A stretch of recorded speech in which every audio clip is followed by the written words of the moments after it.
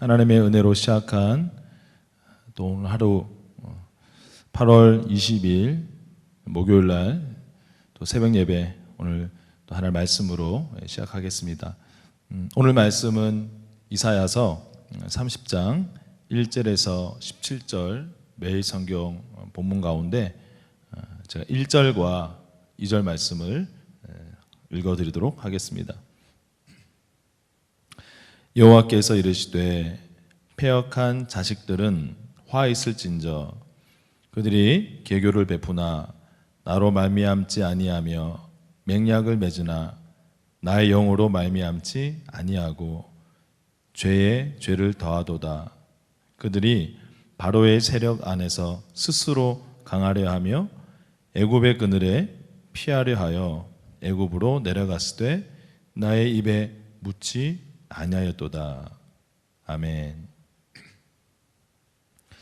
네, 오늘 이 본문에 보니까 유다가 하나님의 심판을 받게 된 그 이유에 대해서 특별히 유다의 지도자들의 어떤 면들이 하나님의 이런 심판을 초래했는지에 대해서 초반에 방금 읽었더니 말씀 속에 거의 다 그 이유가 들어 있습니다. 1절에 보니까 그들은 나로 말미암지 아니하며, 그러니까 하나님을 그들의 어떤 행정과 일 가운데 배제시킨 것에 대해서. 두 번째는 1절에 나의 영으로 아니하고, 하나님의 영 성령님과 함께 결을 같이 하지 아니했던 것. 그리고 2절에 보니까 스스로 바로의 세력 안에서, 이집트의 그 세력 안에서 스스로 강하려 하며 하나님께 묻지 않고 이집트를 의뢰하고 이집트로 내려가서 그 안에서 자기의 계획과 방법으로 스스로 강해지려 했던 것.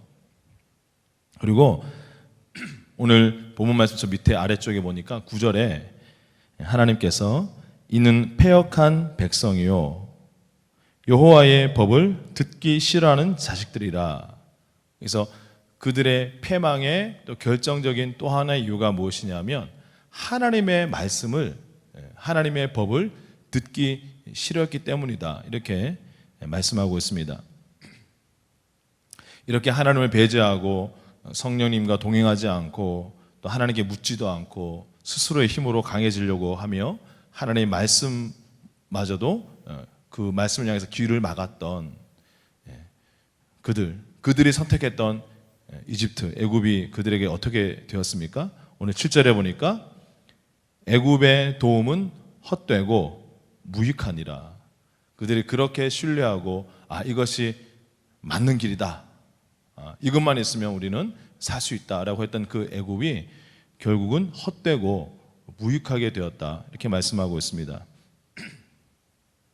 그 결과는 아주 처참했습니다. 오늘 14절에 보니까 토기장이가 그릇을 깨트림같이 아낌없이 부수시리니, 완전히 정말 그 도자기를 박살내는 것처럼 하나님께서 이렇게 유다를 그 결과 심판하셨다, 이렇게 말씀하고 있습니다.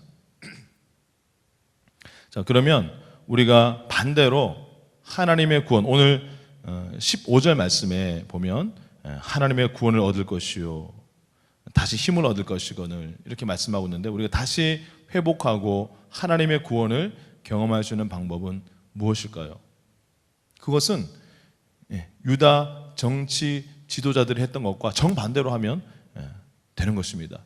하나님을 초청하고, 그리고 하나님의 영으로, 하나님의 영 성령님과 동행하고 하나님께 묻고, 그리고 하나님의 말씀에 귀 기울이고 열심히 듣는 것을 통해서 우리는 어떤 상황에서든지 구원받고 힘을 얻을 수가 있습니다.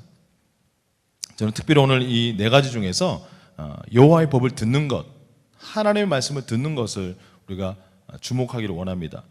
로마서 10장 17절에 여러분들이 잘 아시는 그 말씀, 그러므로 믿음은 들음에서 나며 들음은 그리스도의 말씀으로 말미암았느니라, 이렇게 말씀하고 있습니다. 여러분, 듣는 것이 우리의 믿음과 직결되는 것입니다. 우리가 들었기 때문에 우리 안에 믿음이 오게 되는 것입니다.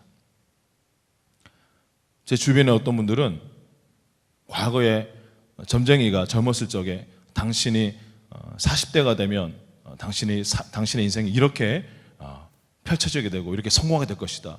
그 말, 그 점쟁이의 그런 말도 안 되는 말, 그게 들려지고 마음에 심겨지니까 정말 얼마나 그것을 40대를 고대하고 정말 그 40대가 되었을 때는 반드시 그렇게 될 거라는 것을 확신하고 있는지, 그 모습을 보면서 야, 정말 이 믿음이란 것이 이렇게 무섭구나라는 생각이 들었습니다. 하나님의 말씀도 마찬가지입니다.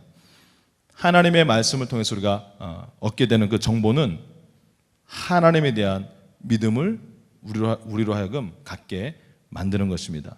바로 그 하나님의 말씀이 저와 여러분들의 영 안에 믿음을 생산해 내는 것입니다. 우리가 내 믿음을 키우려고 우리가 몸부림치고 애쓸 필요가 없습니다. 바로 하나님의 말씀을 들으면 되는 것입니다.